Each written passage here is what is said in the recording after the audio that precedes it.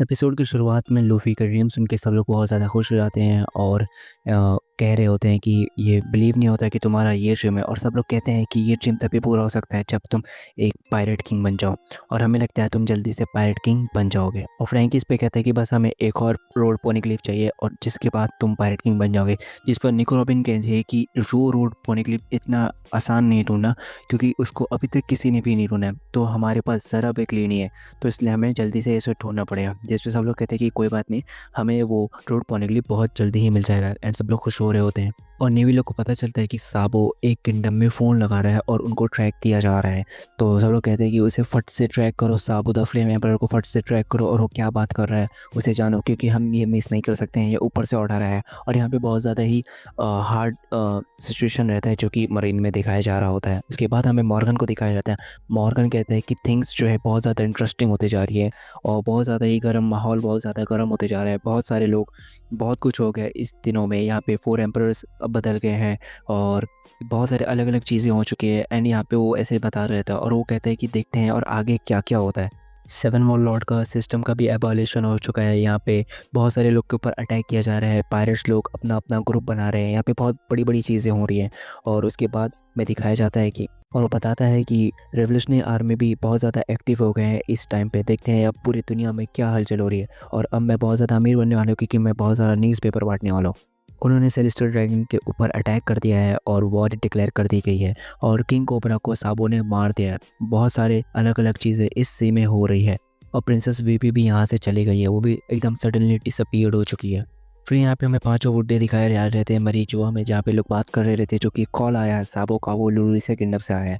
अब जो इनू है, जो कि एक मिस्टीरियस कैरेक्टर है वन पीस का, वो क्या करता है, वो ये समझ जाता है कि लुलुसिया में साबो है। तो क्या करता है कि वो अपने कुछ पावर का यूज़ करता है और बादशाह बुड्ढे कहते हैं कि चलो अब इस काम कुछ भी नहीं कर सकते हैं, क्योंकि अगर इन्होंने साहब ने बोल दिया है तो हमें वो करना पड़ेगा। फिर इनू क्या कहता है, इनू करता क्या है, वो उस किंगडम को पूरी जड़ से मिटा देता है एंड वहाँ पे बहुत ज़्यादा फायर कर देता है, बहुत सारे अलग अलग चीज़ें फायर कर देता है वहाँ पे। उसकी ये टेलीफुट की शक्ति हो सकती है, एक कॉन्स्पिरेसी थ्योरी है कि वो अ, अपने बैठे बैठे, कहीं से भी बैठे बैठे हमारे वेदर्स को कंट्रोल कर सकता है। वहाँ पे लाइटनिंग स्ट्राइक डाल सकता है, बहुत कुछ कर सकता है वो। पांगिया कास्टल के अंदर जहाँ पे हमारा मीटिंग होता है, वहाँ पे एक थ्रोन है जिसके ऊपर कोई बैठ नहीं सकता है, क्योंकि कोई भी इस दुनिया का किंग नहीं है, लेकिन वहाँ पे एक बंदा बैठता है और तभी वहाँ पे बहुत ज़्यादा ही क्रैश हो जाता है और वो लुलिसा किंगडम डिसअपीयर्ड हो जाता है। और वो हमारे जो बड़े बड़े लोग रहते हैं, फायरलेस रहते हैं, वो मरीज से कहते हैं कि तुमने कोई भी कॉल को ट्रेस नहीं किया। एंड यहाँ पे साबों के ऊपर पूरी लाइटनिंग गिर जाती है एंड कहते हैं, बैकग्राउंड से आवाज़ आती है कि कोई भी कंट्री ऐसी एग्जिस्ट करती ही नहीं थी। और आप लोग इमेजेस में देख सकते हो कि पूरी लुलिसा किंगडम यहाँ से गायब हो जाती है। कुछ दिनों के बाद का हमें से दिखाया जाता है स्ट्राइड पायरेट्स का, जो कि एक नवे आइलैंड की तरफ जा रहे होते हैं, जहाँ पे बहुत ज़्यादा ही ठंडी बर्फ़ पड़ रही होती है, स्नोफॉल हो रहा रहता है और जो रिवर्स होते हैं, जो सी होते हैं, उस पर बहुत ज़्यादा हलचल हो रही होती है। एंड यहाँ पे लोग कैसे भी मैनेज करके जा रहे होते हैं। फिर अचानक से उन्हें एक बबल जैसी चीज़ मिलती है, उसके अंदर एक कोई लड़की होती है। तो सांजी कहता है कि मैं ऐसे जा रहा हूँ बचाने, एंड फिर ज़ोरो उसे को स्लैश करके उसमें से हमारी बोनी निकलती है, जो कि हमारी फर्स्ट जनरेशन की मेंबर है, वो निकलती है। बोनी कोई मॉन्स्टर को ढूंढ रही रहती है और तभी वो देखती है कि शॉयड के शिप के नीचे बहुत बड़ी शार्क है। तो सब लोग को कहती है कि नीचे देखो और नीचे देखो। उसके बाद अगले सीन में हमें दिखाया जाता है कि वो पूरी शार्क इस शार्क की शिप को खाने वाली है। तो यहाँ पे हमारा एक एपिसोड खत्म हो जाता है। हमारे सेकंड एपिसोड का नाम है a new island future island Egghead, और यहाँ से हमारा एगहेड आर्क का स्टार्ट होता है। वो आयरन की बनी हुई शार्क इन लोग को खाने वाली होती है एंड जिम्बे शिप को संभालता है। उसके बाद लूफी और हमारी जो बोनी रहती है वो पानी में गिर जाती है, तो जो हमारा जिम्बे रहता है वो उन लोगों को बचाने जाता है। और यहाँ पे स्ट्रॉ हैट दो हिस्सों में डिवाइड हो जाते हैं। एक शिप फ्रैंकी लीड कर रहा होता है और जिम्बे लूफी और बोनी को बचा रहे होते हैं। अगले सीन में नेवल ब्रांच G14 पे हमें ताशी की दिखाई जाती है, जो बच्चों को, जायंट बच्चों को, जो कि पंखाजाड में एक्सपेरिमेंटल बच्चे थे, उन लोग को कहती है कि ये दवाई जल्दी जल्दी पी लो और तुम लोग अपनी हाइट छोटी कर सकते हो और तुम जायंट से छोटे बच्चे बन सकते हो, जो कि एक नॉर्मली बच्चा रहता है। उसके बाद हमें दिखाया जाता है हेलमापो को, जो कि अपने बड़े लीडर से डिस्कस कर रहा होता है, उनसे भीख मांग रहा होता है कि चलो हम लोग जल्दी से कोबी द हीरो को बचाए, क्योंकि वो ब्लैक बेल्ट के पास है। तो उसका बड़ा वाला बंदा कहता है, जिसका नाम होता है ग्रस।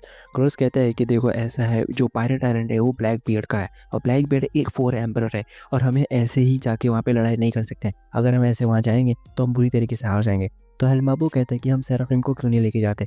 तो यहाँ पे ग्रस कहता है कि हम सेराफिम को नहीं लेके जा सकते क्योंकि वो हमारे ऑर्डर नहीं मानते हैं। वो सबसे पहले हमें नेवी हेडक्वार्टर से, बड़े ऊपर हेडक्वार्टर से बात करनी पड़ेगी। और हेडमापर हो रहा रहता है कि चलो हम लोग जाते हैं, कोबी द हीरो को पहचान रहे होते हैं और यहाँ पे ऐसा सीन कुछ चल रहा होता है। यहाँ पे लूफी जो बोनी को नहीं पहचान रहा होता तो बोनी बताती कि मैं भी वर्स्ट जनरेशन से हूँ और 2 साल पहले हम लोग सब ऑडी आर्क में मिले थे।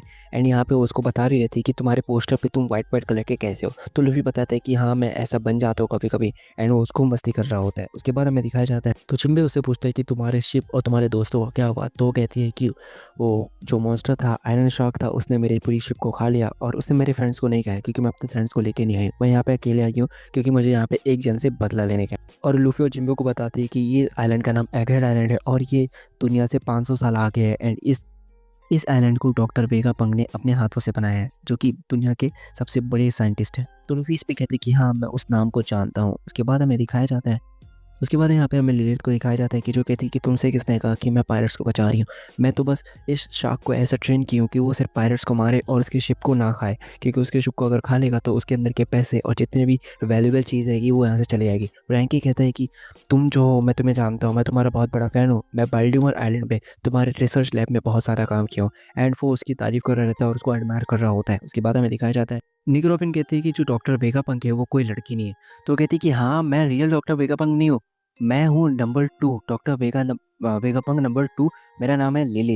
यहाँ पे जो नामी रहती है वो कहती है कि तुम्हें तो हमें बचाया तो तुम्हें लूटना क्यों चाहती हो। तो कहती है कि मैं नहीं चाहती थी कि तुम बचो, ठीक है, वो तुम्हें गलती से बचा लिया हूँ। उसके बाद बताती है कि ये जो सी है उसको कोई नहीं पार कर सकता, अगर फिर भी कोई पार भी कर लिया तो ये जो सी मॉन्स्टर्स है तुम्हें ख़त्म कर देंगे। उसके बाद उसके पास एक बंदे का कॉल आता है जिसका नाम है शाका। शाका कहते हैं कि देखो तुम साइंटिस्ट हो, थोड़ा प्राइड रखो, ये सब जो लूट चकारी है ये सब बंद करो, ठीक है, और उन लोग को अंडरस्टिमेट मत करो। तो कहती है कि नहीं मैं अंडरस्टिमेट कर रही हूँ क्योंकि इन लोग अभी कुछ भी नहीं कर पाएंगे और इन लोग के मैंने सराउंड कर चुकी हूँ, मैं इन लोग को सराउंड कर चुकी हूँ सी बीच से। तो कहते हैं कि ऐसा नहीं है, तुम उन्हें बहुत ज़्यादा अंडरस्टिमेट कर रही हो। देखो उनका कैप्टन जो अभी भी एक सी एम्पर बना है एंड वो तुम्हें जल्दी से ख़त्म कर सकते हैं। और वो पायरेट हंटर को देख रही हो ना, 1 मिलियन बैरीज है, तो ठीक है, तो ऐसा अंडरस्टिमेट मत करो, वो तुम्हें जल्दी से ख़त्म कर सकते हैं। शाका लिली से कहता है कि उस पूरे ग्रुप को हमारे अंदर लेके आओ, हमारे देश के अंदर लेके आओ, मैं उस ग्रुप में इंटरेस्टेड हूँ। उसके बाद हमें दिखाया जाता है लूफी लोग कोई गुफा के टाइप के अंदर घूम रहे होते हैं और वो आइलैंड का मेन आइलैंड ढूंढ रहे होते हैं। उसके बाद हमें दिखाया जाता है कि जो हमारी बोनी रहती है वो बताती है कि मुझे डॉक्टर वेगापंक से कुछ काम है। तो जिम्बो पूछते हैं कि तुम्हें क्या काम है। तो बताती है कि मेरे जो डैड थे उनने यहाँ पे आए थे और डॉक्टर वेगापंक ने उन्हें पूरी तरीके से रोबोट बना दिया था, उनके इमोशंस फीलिंग्स सब चले गए थे और मुझे उसी का बदला लेना है डॉक्टर वेगापंक से। तो यहाँ पे लूफी कहता है कि यार ये तो बहुत कूल बात है ना। तो बोलती है कूल बात नहीं है, ये बहुत बुरी बात है, मैं अपने डैड से मिल भी नहीं पाई। तो यहाँ पे फिर लूफी से माफ़ी मांगने लग जाता है एंड ऐसे करते करते उन लोग आइलैंड में घुस जाते हैं। एंड लूफी देखते हैं कि आइलैंड कितना ज़्यादा बड़ा है और कितने अजीब अजीब चीज़ें, यहाँ पे बहुत बड़े बड़े सी मॉन्स्टर्स हैं जो कि लड़ रहे हैं। एंड यहाँ पे उन्हें कुछ फूड्स दिखते हैं तो वो जाते हैं वो फूड्स को खाने, लेकिन वो जो फूड्स होते हैं वो होलोग्राफ होते हैं एंड उन्हें नहीं खा पाते हैं, तो बहुत ज़्यादा गुस्सा हो जाता है। उसके बाद एक बड़ी सी कोई बंदी आती है, का नाम होता है डॉक्टर एटलस, जो कि वेगापंक नंबर 5 है। एंड ये आके बताती है कि मैंने ये जो फूड्स बनाए ये होलोग्राफ के हैं, लेकिन मैंने कुछ रियल फूड्स भी बनाए हैं।